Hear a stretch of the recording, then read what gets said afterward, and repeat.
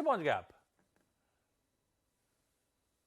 हाँ, कुछ client meetings थे, कुछ कंपनी मीटिंग्स भी थे, तो उसके कारण। क्या लग रहा है सब पैसा डालने के लिए बड़ा इच्छुक हो रहे हैं क्या? भाग भाग के आ रहे हैं गौतम, पैसा डिप्लॉय करो इंडिया में, ऐसा हो रहा है? या मूड कैसा है वहां पे हमारे बाजारों को लेकर? देखिए, इंडिया एक पोस्टर बॉय बन गई है, हाँ। क्योंकि जिस तरह की पिछले 2-3 महीने की इंडियन मार्केट्स की परफॉर्मेंस रही है, ये समझना जरूरी है कि ये ग्लोबली सिंक्रोनाइज बुल मार्केट नहीं है। क्योंकि अगर आप एशियन मार्केट्स, बाकी के एशियन मार्केट्स को देखें, यूएस मार्केट्स को देखें, यूरोपियन मार्केट्स को देखें, वहां भी थोड़ी बहुत स्ट्रेंथ है, बट इंडिया जैसी स्ट्रेंथ नहीं है जहां पर mid cap, small caps, large caps सब एक साथ अच्छा कर रहे हैं। तो मुझे लग रहा है कि ये ट्रेंड अभी जारी रहेगा। इंडिया का जो आउट परफॉर्मेंस है अगेंस्ट द वर्ल्ड, ये अभी जारी रहेगा। इंडिया एक स्वीट स्पॉट में है, काफी फैक्टर्स उसके फेवर में है। और जो लिक्विडिटी एंगल है, ये पूरी गेम को बदल दी है, चाहे वो फंडामेंटल्स हो या टेक्निकल्स हो। आई मीन हम कितना भी इसके बारे में डिबेट करें, आई थिंक ये मानना पड़ेगा कि जो जिस तरह से रुपया आ रहा है इंडियन मार्केट्स में, जिस तरह की कॉन्फिडेंस है अब लोगों में, आई थिंक लग रहा है कि ये मार्केट अच्छा से चलेगा। और जिस तरह की मैच्योर सी रैली रही है, अगर आप देखें तो छोटे 2-3-4 दिन के करेक्शंस आते हैं, उसके बाद मार्केट जल्दी से न्यू लाइफ टाइम हाइस पे चला जाता है। और अभी जो थोड़ी बहुत जो करेक्शन आई है पिछले एक हफ्ते में, आई थिंक ये नॉर्मल है, क्योंकि 20,000 का जो एक सेंटिमेंटल नंबर था, वहां पर थोड़ी बहुत प्रॉफिट बुकिंग हुई। बट अगर आप स्टॉक्स को देखें तो अभी भी काफी सॉलिड स्ट्रेंथ है।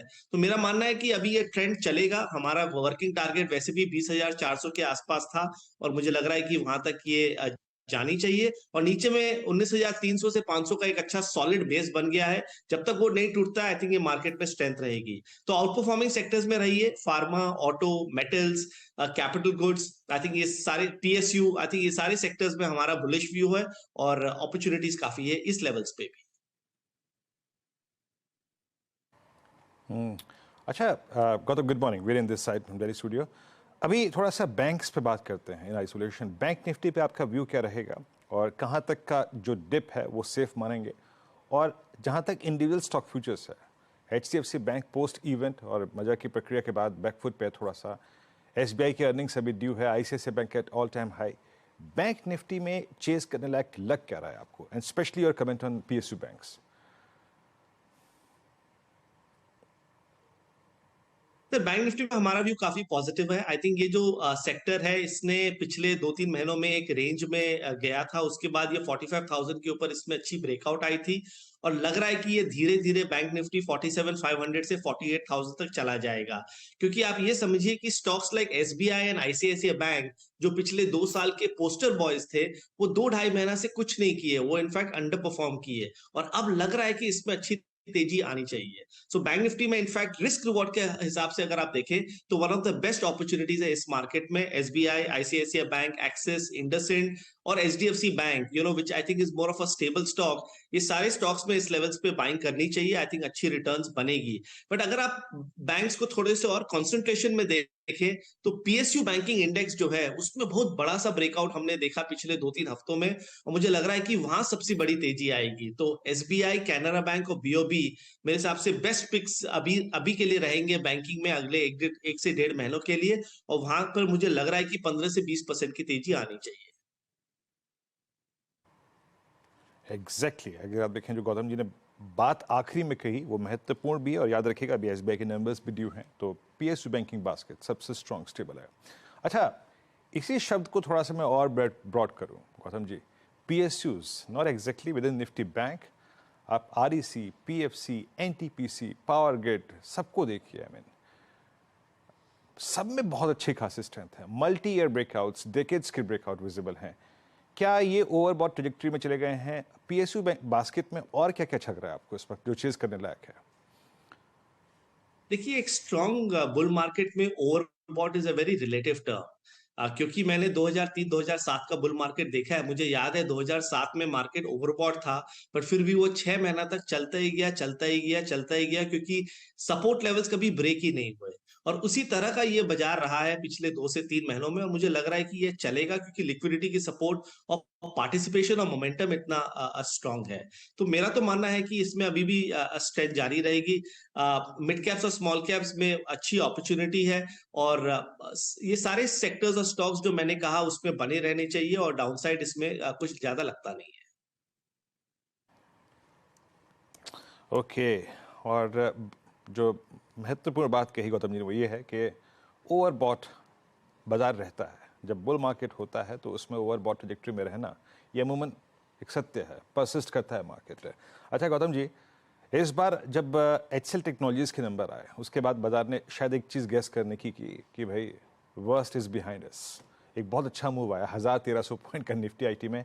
बट इन्फोसिस ने जो अपने अर्निंग्स के साथ और जो आउटलुक के साथ छेड़छाड़ करी उसके बाद कंप्लीट कोलैप्स था, वो सारा का सारा मोमेंटम कोलैप्स हो गया। अमूमन इन्फोसिस जब ऐसा करता है अपनी अर्निंग्स के साथ, हिस्टोरिकली आपने क्या देखा है, क्या रीड किया है, उसके बाद जो लो क्रिएट होता है वो कितना मीनिंगफुल लो होता है, पूरा स्पेस उसके बाद क्या करता है, आपका कन्विक्शन कैसे कह रहा है इस मतलब IT में क्या बन रहा है इस वक्त? देखिए हम तो पॉजिटिव है, बट इन्फोसिस का जब रिजल्ट्स आया उसके बाद थोड़ी बहुत सीन शॉर्ट टर्म के हिसाब से चेंज हो गई है।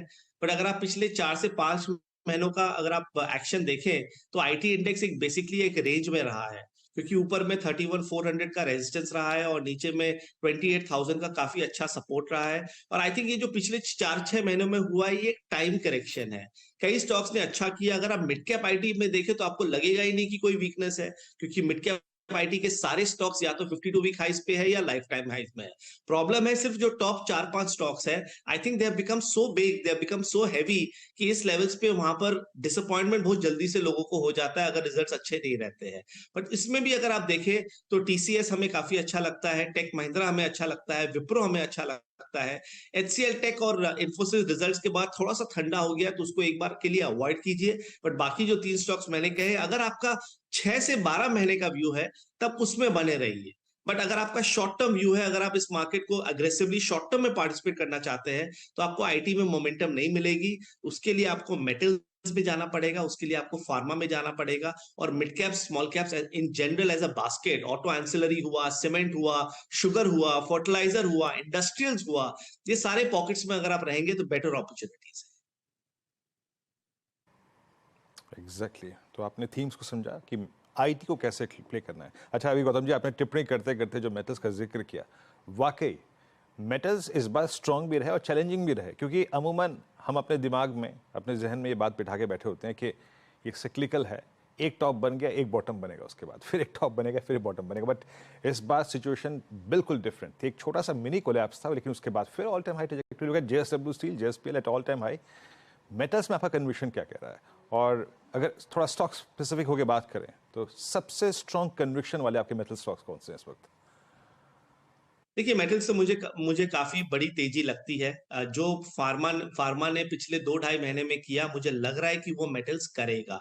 अब मेटल सेक्टर में अगर आप JSW और JSPL को देखें वो तो काफी अच्छा कर रहा है, but at the same time आप दूसरे स्टॉक्स को देखें तो वो अपने 52 वीक हाई से काफी दूर है। और हमारा वर्किंग टारगेट शॉर्ट टर्म में मेटल्स इंडेक्स का 7000 to 7200 है, और मीडियम टर्म में यहाँ से मुझे लगता है कि 15% की अच्छी तेजी आ सकती है। और अगर वो होता है तो स्टॉक्स में 15 से 25% की मूवमेंट आ सकती है। और हम सारे टॉप लाइन स्टॉक्स के बारे में बात कर रहे हैं, तो चाहे वो टाटा स्टील हुआ, सेल हुआ, नैल्को हुआ, सब हमें अच्छा लग रहा है। इनफैक्ट हमने अपने सब्सक्राइबर्स को इसको रेकमेंड किया है पिछले 2-2.5 हफ्तों में, और मुझे लग रहा है कि यहाँ पर टेस्ट क्रिकेट खेलनी चाहिए। You don't need to really get out too often. Buy and hold. अभी ये जो मंत्रा है ये अभी इस मार्केट में काफी अच्छा काम कर रहा है, और ये सब स्टॉक्स जो मैंने कहा ये सब में अच्छी तेजी आनी चाहिए। और देखिए 19,700 के इंडेक्स में रिस्क रिवॉर्ड हर सेक्टर या हर स्टॉक में उतना अच्छा है नहीं। पर अगर आप मेटल्स को देखें, टाटा स्टील जैसे स्टॉक को देखें, सेल जैसे स्टॉक को देखें, डाउनसाइड नहीं है, अपसाइड चाहे कितना भी हो, you know that your risk is contained. So इसीलिए metals is one of our best picks इस मार्केट में, और यहां पर खरीदारी करनी चाहिए। ओके गौतम जी, बहुत बहुत शुक्रिया आप इस कार्यक्रम में शामिल हुए, और मेरे और आशीष की तरफ से शुभकामनाएं आपको। आपकी क्लाइंट मीटिंग दुबई में बेहद शानदार रहें, अच्छी रहें, और पैसा भारत आए, हमें तो यही चाहिए। आपकी क्लाइंट मीटिंग बेहद शानदार रहे। बता दें कि मनी कंट्रोल पर दिए गए विचार एक्सपर्ट्स के अपने निजी विचार होते हैं। वेबसाइट या मैनेजमेंट इसके लिए उत्तरदायी नहीं है। यूजर्स को मनी कंट्रोल की सलाह है कि कोई भी निवेश निर्णय लेने से पहले सर्टिफाइड एक्सपर्ट की सलाह लें।